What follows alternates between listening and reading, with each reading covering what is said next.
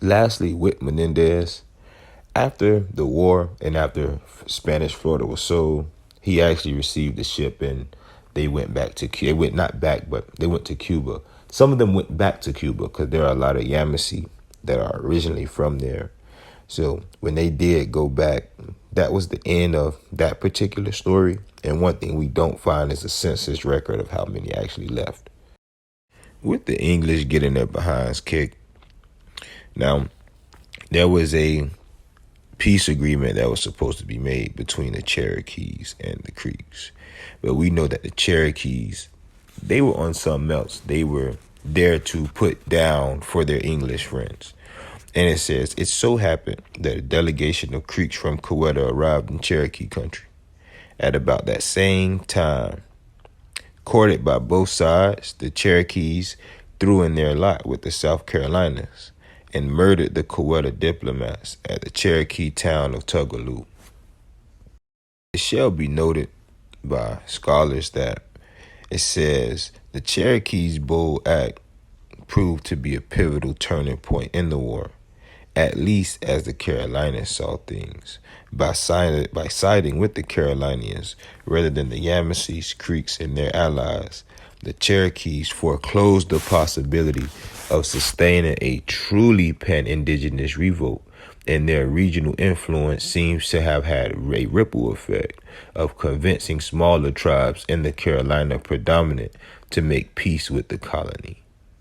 So it was the Cherokee, while we jumped on them people and had a chance to get rid of them, to cleanse the land. It says they foreclosed the possibility of sustaining a truly pan-Indian revolt. Now, there is still quarrels going on, still a lot of fighting going on, and the Yamasee are coming up on the men or the traders that did them wrong and actually start killing their wives. So they were destroying livestock like corn, anyone that was of the members of Port Royal Garrison, they were getting them. Africans that escaped, they used them as men, towards what they again consider a multicultural confederacy. But it was people linking on like-minded that, hey, we have to revolt together. We cannot just do this alone. And doing that together, they started to accomplish a lot of things, which the author says promoted their liberation. And it really did, because you had different groups who knew not what was going on. You had those that ignored what was going on. But when people started to put down and defend themselves, now you had 161, so many towns coming together to defend their nationhood, their spiritual systems. One thing for sure is, like with Brims, he tried to play all three sides. They call it triple diplomacy, right? But we're going to continue and stick to this, the slave trading. So they basically called it slave stealing when people would run away to Florida and live amongst the Yamasee. So now we can go down there and take our slaves. But who is really your slave? You don't know what these people really look like. Why? Because a host of these people, the Yamasee and the Mandinka, these different groups, kind of look alike. They've already mixed. So you really can't tell who is who now, right? But again, the South Carolina traders, they basically had the Creeks like, okay, like, look, y'all have to attack the Yamasee. Y'all have to attack the Yamasee. Y'all have to attack the Yamasee. And many wouldn't do it. They would say, yeah, we'll do it just so they can receive, guns and trade items and things like that. But Kasabo, now you'll see people say that they're from the Kasabo tribe. That's not a chief, that's a person. He was Yamasee. And he actually led a war party that actually killed and scalped a woman. So they couldn't catch men. So they're like, you know what? We can catch the women. We're going to go ahead and just do them, kill them. So it goes into the Pun Indians and how this war continued even with them, because Mary Musgrove, she married a European man, and she lived upon, a river and all of that. They sold Yamasee lands. So it's actually starting to go into there. But the next thing I want to touch on is going to be the book, The Yamasee War. Can't forget this random Cherokee Leachy, the Cherokee killer. He's one of my favorite people in this actual story. He was not playing with them people.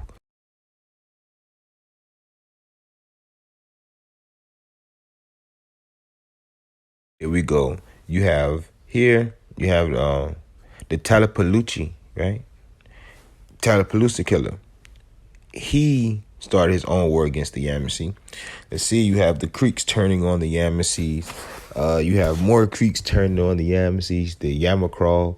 We have a lot of things. So I'm gonna do is add these pictures as we go. So now we can jump into the invention of the Creek Nation. My apology, had to touch up on that.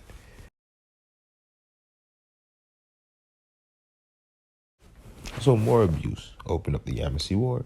You have a guy who was at beef or had a feud with the Yuchi. We know Yuchi is Spanish for lower creeks. We know creeks is talk about okay, whatever. But what he did was he literally blew this man up with gunpowder. And when he did that, everyone let him like, bro, this is misconduct. You just did some green shit. You get what I'm saying? And it's crazy that the Cherokee, they had his back because they didn't see that he did anything wrong. And they were saying like, well, shit, he shouldn't have been in Cherokee, quote unquote, territory. Questions the author asks is, why did the Cherokees like him in the first place? Or was his story located in Yuchi or Cherokee territory? Were observers of the event Yuchi or Cherokee? How did the Cherokee feel about the Yuchi? Like, these are real questions that he's asking because he's like, okay, well, this sounds or seems like or is a setup to me. Page 9, he goes over that the Yamasee were being mistreated, and the fact that they were being mistreated, they're like, you know what, we're going to start knocking down your churches. But here they weren't really burning down the churches. They were ransacking the churches. They loved the color red because that was the color of war. So they were taking the red sheets and things like that. But what he also is saying is that they were being dehumanized. So now we get to the point where it's like, okay, well, now you treating us like this. It's time to fight. This story repeats itself. This is another story where it was talking about King Altamaha, right? But it's actually talking about the chief Altamaha, yeah. And again, he was explaining to them like, look, we don't put our hands on our women, but they're putting hands on our women and beating our women and killing our women, and we want war. It's something that needs to be done about that. And another European, he beat his wife to death because he says that she was a whore, right? And that same man also abused a man from Apalachicola. So it's like, bro, y'all coming over here putting hands on people, and that's not our culture. That wasn't our culture to beat someone like that. Here's the crazy part. That same page says that it was the women in Indian society who almost beat their husbands within an inch of their life. You get me? And the reason it was like that is because they expected their men to be warriors. So it wasn't really the man who was putting his hands on the women. It actually was the other way around, right? Now, here's something that it says. It says it's talking about English traders who had native or indigenous wives. It says the typical English trader probably expected his children to take his surname and be subjected to his authority as head of household. His native wife, on the other hand, may have anticipated that her children would belong to her lineage, as was customary, and would fall primary under the authority of herself, her mother, and her siblings. So there was starting to be what he calls domestic turmoil. There was conflict going on now because like, okay, well, mama owns the land. Mama been on the land. Mama culture comes from the land. Daddy came across the water, but daddy is putting down there. Mama may not have her brothers like he's putting down there. Mama may not have her brothers like she used to that were the warriors. So now you're a Christian by default, or you have to take on a last name or your father's last name or surname. We're speaking on women. One of the women is Musgrove. right? Because, she basically married a white man for diplomatic issues, but basically unifying a tribe and with the Europeans because they wanted the goods. But it said that these things usually benefited the clan. So now you have different groups of Yamasee starting to link up with the European. And now with the Indian slave trade kicking off, you have wives or women that are starting to be taken and made wives to Europeans. So this is another thing too, is that when you're taking mothers and sisters and daughters out of nations and with the Europeans because they wanted the goods. But it said that these things usually benefited the clan. So now you have different groups of Yamasee starting to link up with the European. And now with the Indian slave trade kicking off, you have wives or women that are starting to be taken. Boom. So here we go. More fighting. So it says in the first days of the war, the Yamasee killed all the horses, all the cattle, all the sheep. Now they burned 20 and 30 plantations, but in the midst of that destruction, they spared the parish church of William Bull. But why did they spare that church? There was something going on about that, right? We know that these people used to do business together. But what they saying, right? It says that these people, and it actually called them Hichiti speakers, right? Now, here go my notes. Hold on one moment. One moment. So, here go my notes. They actually speak on the Hichiti, right? But we're not going to go there. So, what they're talking about is okay, look. Well, now it's about 1716, and they're starting to come amongst these different groups. So they start to find their women, they start to find their children. But something happens. Something very crazy happens in the following years that actually wrote the Yamasee out of history. You ready? So in what way did they write them out of history? After getting their behinds kicked, and now you got the Cherokee siding with the English, war started to die down so it becomes more sporadic, right? But this is something important. You all need to hear this. It says, just as they had sought to legislate racial boundaries by defining the offspring of Indian and African unions as Negro in 1716, moreover, they moved to create a clearer boundary between white and black. So it didn't just end the war just stopped. No, they rewrote this shit. They start calling people different things. So now we're not fighting the Yamasee, we're fighting Negroes. You ready? Here we go. Watch the game. Quick quote. It says in 1715, the Common House of Assembly drafted an act that sought to legislate out of existence the racial category of Mestiz, traditionally used by Low Country planters to designate slaves of mixed African and Indian ancestry. So the category Mestiz, if you were mixed with African and Indian ancestors, whichever way, they removed that. So now you either one or the other. So it says to avoid all doubts and scruples that may arise. Okay, blah, blah, blah, blah, blah. It says all and every such slave who is not entirely Indian shall be accounted and deemed that as Negro. Here's racism. They're making you African because you're not entirely Indian, right?